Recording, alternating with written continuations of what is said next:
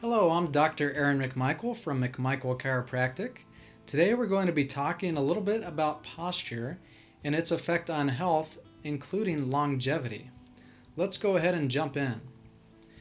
So posture's become one of the most overlooked aspects of good health and longevity. It's not just about how we look, it actually has a major impact on how we feel and our health. So research has shown a clear and direct connection between poor posture and diminished quality and longevity of human life. There is actually a link to lifespan and posture.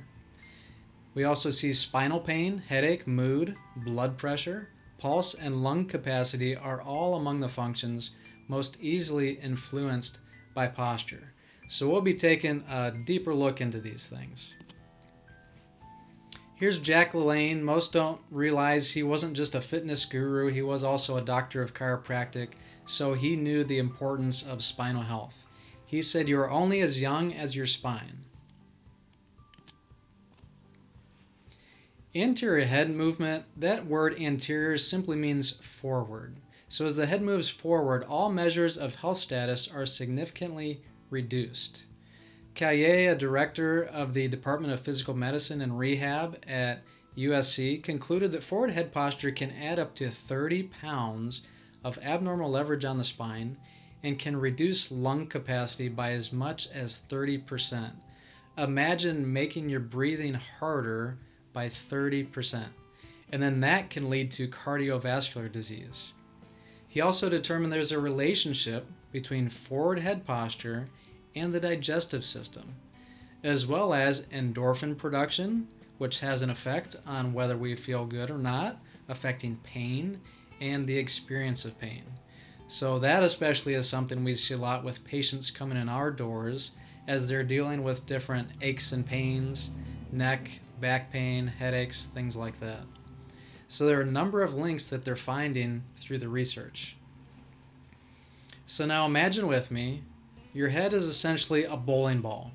Most heads are at least several pounds, some a little bit more. And then that bowling ball has to sit on your neck. So your neck is more like a hand holding that ball.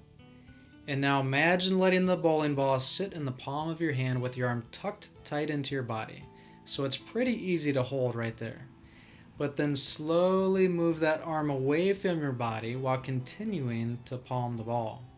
It gets harder and harder the further away you get. The weight of the ball will put more and more stress on your arm as it moves away from your body until the weight causes failure or injury to occur. This is what's often going on with our head and our neck with poor posture. So let's look at this picture here and get a better idea of what we're talking about.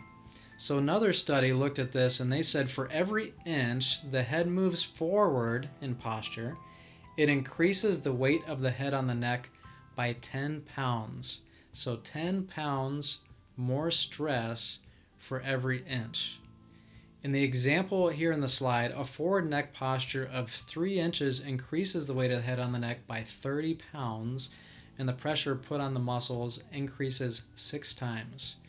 So as they show in the picture here, that one on the right, that's a good way to look at if your posture is good. It's a nice, easy thing we'll recommend for patients often. Go ahead and stand against a wall, get your back and shoulders against it, and where is your head? Is the back of your head against the wall? It should be. If it's not, you've got an issue. So every inch forward, that is pounds of weight on your neck, on your shoulders, and on your back that at some point is going to cause some problems. Here's another study, a heart study from Britain.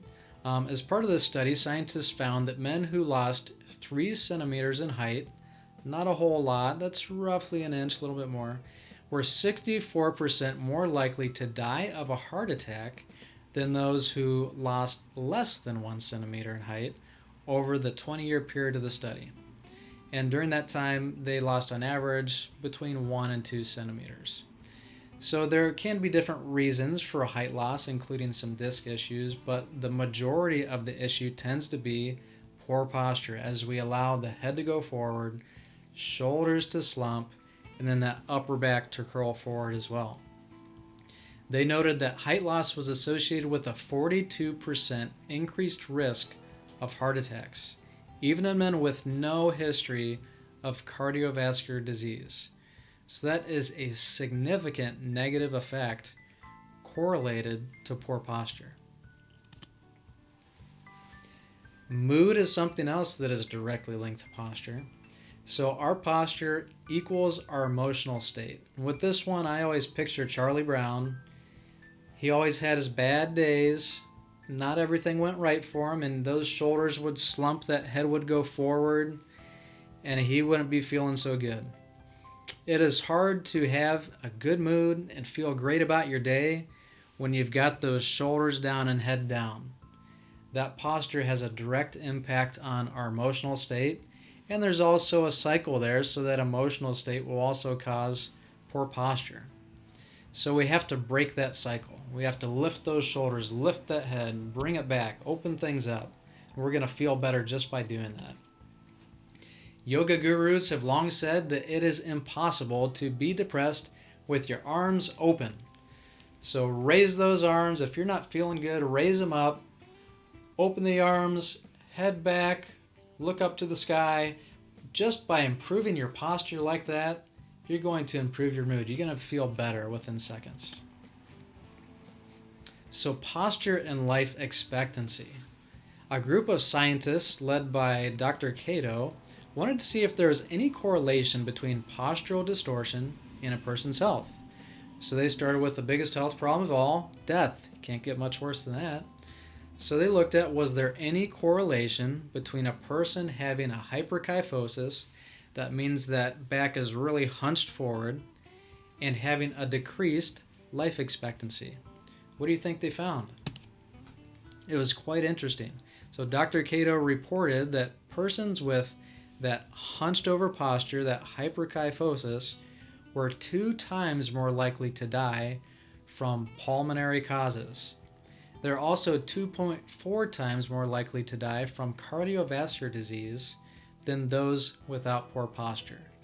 So a huge effect, big correlation there between posture, health, and even death. And we can picture this all around us. There's a little graphic on the side there, and you can almost even picture that as generations, right? So kids to parents to grandparents to great-grandparents, all too often they follow that pattern of worsening and worsening posture, but it doesn't have to be the case. Too much sitting can shorten your life. So according to a study from the American Cancer Society, the amount of time you spend sitting can affect your risk of death. Prolonged periods of sitting have a negative influence on a variety of things. Key metabolic factors like triglycerides, high-density lipoprotein, cholesterol, a number of other biomarkers of obesity and other chronic diseases. We're recognizing more and more the problems that tend to come with sitting. And more we tend to do a lot of sitting, especially with work. We see more people working at home, and if you're working at home, you're usually sitting at a computer. So we're spending more and more time on our rears, and that has major negative effects on our bodies. One of the first things we tell any of these patients coming in, get up as much as you can, move as much as you can. See if you can even change to a standing position to do some of that work. Any opportunity to get away from sitting, you're going to be better off.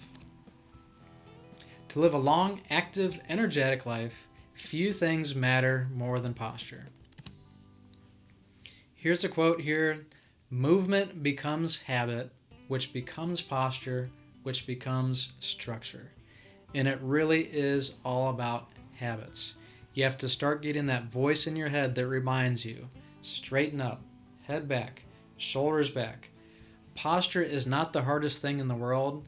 It just takes regularity. We have to keep reminding ourselves to correct our posture.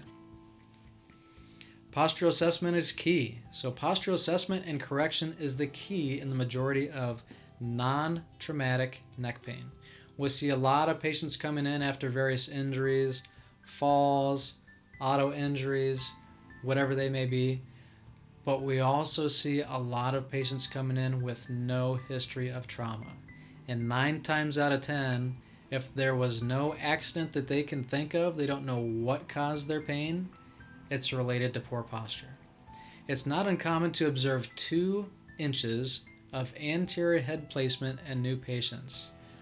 Almost every patient coming in we see has some degree of that forward head posture. And think about that. Again, we've got that bowling ball analogy. Would you be surprised that your neck and shoulders hurt if you had a 12-pound bowling ball hanging around your neck? The more you let that head go forward, the more those neck and shoulder muscles have to work to hold that head up all day long. So while we'll do thorough posture checks in the office with our patient examinations, you can do a little check yourself, or you could do a little check with a friend and family. So if we're looking at you from the front, here you could do this in a mirror. So looking straight on, are the points midway between the eyes, chin, breastbone, pubic area, and midpoint between the ankles all aligned? Is that nice and straight? Because it should be. Are your shoulders even? Are your hips and knees at the same height? They should be. Is the head looking straight, or is it tilted? Or maybe it's turned to one side. Many changes will happen with our posture over time that we don't even notice. Our body is really good at compensating and figuring out ways to make us more comfortable. So maybe you didn't even realize it was a little harder, a little more uncomfortable to turn to the right. So now you always have this little bit of rotation to the left that you don't even realize is there, that you're always trying to avoid. From the side now, look at what's going on. This is where you might need a little bit of help. Can you easily see the 3 natural curves in the back? The neck should bend a little bit in, the upper back a little bit out, and the low back again a little bit in. From the side, we should have these nice little flowing curves so that spine can act kind of like a spring. But they shouldn't be exaggerated. You shouldn't have a major hunch, and it shouldn't be perfectly straight either. If we looked at you from the back, are the little bumps on your spine, those are the little bones that you can see with the skin there. Are they in a straight line down the center of the back? If they're not, again, there's some type of postural issues, and maybe there's some signs of scoliosis. So standing up straight is important for everyone. But at no time is it more crucial to develop the habits of good posture than in childhood. Many adults with chronic back pain can trace the problem to years of bad posture habits or injuries in childhood. We see this time and time again. And the more we can set those good habits early, the better chance we have of those following us through life and keeping us in better shape and keeping us out of trouble. Because children are growing and more active, children may be at even greater risk for injury to the back and spine. Those are also the years where scoliotic curves tend to develop most, so it's very important to keep an eye on the spine health of kids as they're growing. Check your friends and family when you return home and go to work tomorrow. Look around you as you're walking around. You'll be surprised once you actually think about it how poor posture is with a lot of people. And it's something that doesn't have to be that hard to change. Thank you for joining me today, and thank you for taking some time to learn. This will have a positive impact on your health for years to come. If there's anything we can do for you or your family or friends at McMichael Chiropractic, we are happy to help. Check us out and learn more at McMichaelChiro.com. And a special thank you to F4CP for providing these educational resources. Have a great day.